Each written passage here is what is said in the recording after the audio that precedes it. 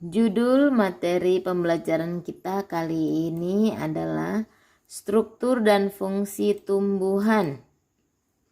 Adapun yang menjadi tujuan pembelajarannya yaitu setelah mengikuti pembelajaran, siswa diharapkan dapat menganalisis struktur dan fungsi akar, batang, dan daun, menganalisis struktur dan fungsi bunga, buah, dan biji, menganalisis struktur dan fungsi jaringan, menganalisis teknologi yang terinspirasi oleh struktur tumbuhan, menyajikan karya dari hasil penelusuran berbagai sumber informasi tentang teknologi yang terinspirasi dari hasil pengamatan struktur tumbuhan.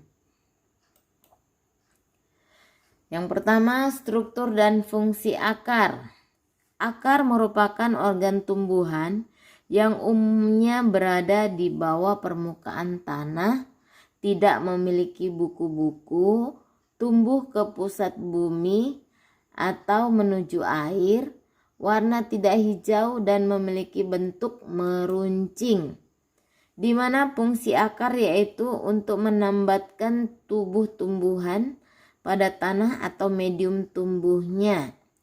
Nah, dianya bentuk akar tunggang, dan akar serabut. Kemudian struktur dan fungsi batang. Batang umumnya berbentuk panjang, bulat seperti silinder, memiliki ruas-ruas atau internodus yang masing-masing dibatasi oleh buku-buku atau nodus. Di mana fungsi batang yaitu menyokong bagian-bagian tumbuhan yang berada di atas tanah. Ya, kemudian struktur dan fungsi daun. Daun merupakan organ tumbuhan yang menempel pada batang, biasanya berbentuk tipis, lebar, dan banyak mengandung zat warna hijau yang dinamakan klorofil. Di mana fungsi daun yaitu sebagai alat untuk mengambil gas karbon dioksida atau CO2 yang digunakan sebagai sumber bahan baku dalam fotosintesis, mengatur penguapan air atau transpirasi, dan untuk pernapasan atau respirasi tumbuhan. Struktur dan fungsi bunga. Bunga merupakan alat reproduksi generatif pada tumbuhan. Bunga biasanya memiliki warna yang menarik dan berfungsi untuk menarik serangga atau hewan lain yang dapat membantu proses penyerbukan. Ya, inilah dianya bagian-bagian dari bunga. Ada putik, ada benang sari, ada mahkota. Oke, selanjutnya struktur dan fungsi buah dan biji. Pada putik terdapat bakal buah. Di dalam bakal buah terdapat satu atau lebih bakal biji atau ovul. Pada perkembangan selanjutnya, bakal buah akan berkembang menjadi buah, sedangkan bakal biji akan berkembang menjadi biji. Oke, selanjutnya struktur dan fungsi jaringan tumbuhan. Jaringan adalah sekumpulan sel yang memiliki struktur yang sama yang membentuk suatu kesatuan untuk memberikan fungsi tertentu. Yang pertama yaitu jaringan meristem, yaitu jaringan yang sel-selnya aktif membelah diri secara mitosis. Meristem primer adalah jaringan meristem pada tumbuhan yang sel-selnya aktif membelah. Ini terdapat pada ujung batang dan ujung akar. Kemudian meristem sekunder berasal dari sel-sel dewasa yang berubah sifatnya menjadi meristematik kembali. Contohnya kambium vaskuler dan kambium gabus.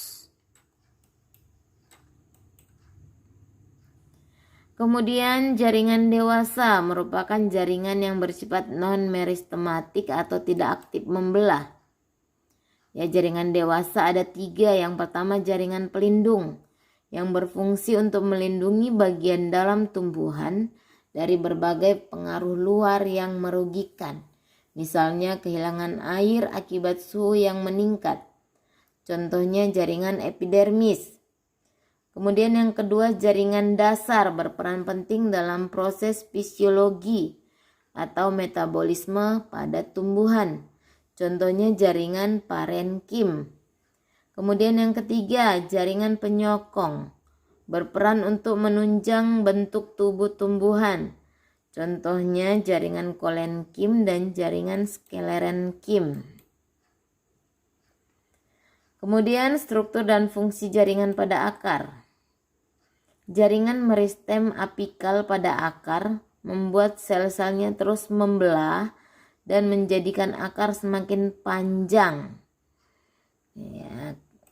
Kemudian akar tersusun atas epidermis, korteks, dan silinder pusat. Struktur dan fungsi jaringan pada batang.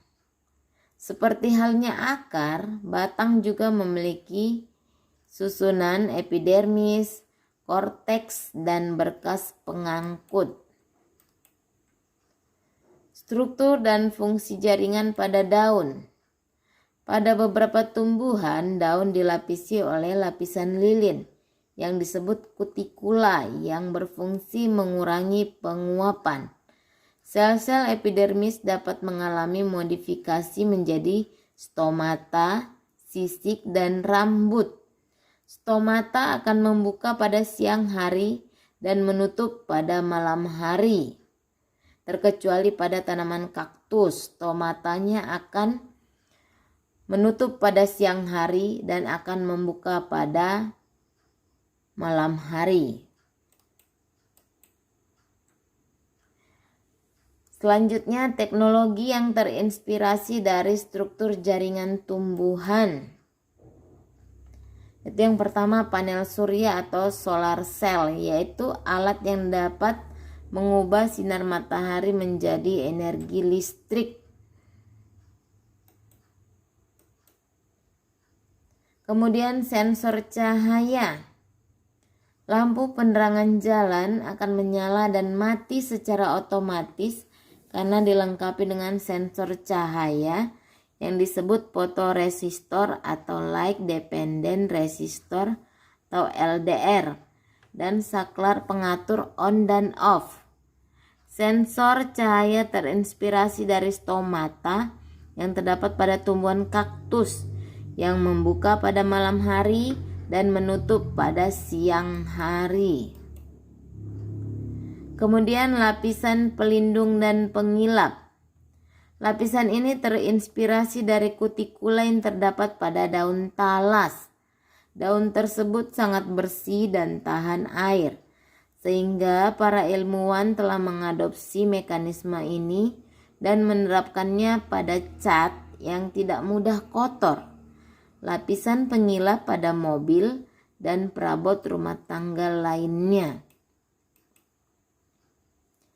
Kemudian alat pemurnian air. Alat ini terinspirasi dari tumbuhan eceng gondok yang akarnya mampu menyerap partikel-partikel yang terlarut dalam air sehingga air menjadi bersih. Ya, demikianlah penjelasan Ibu tentang materi kita kali ini. Sekian dan terima kasih.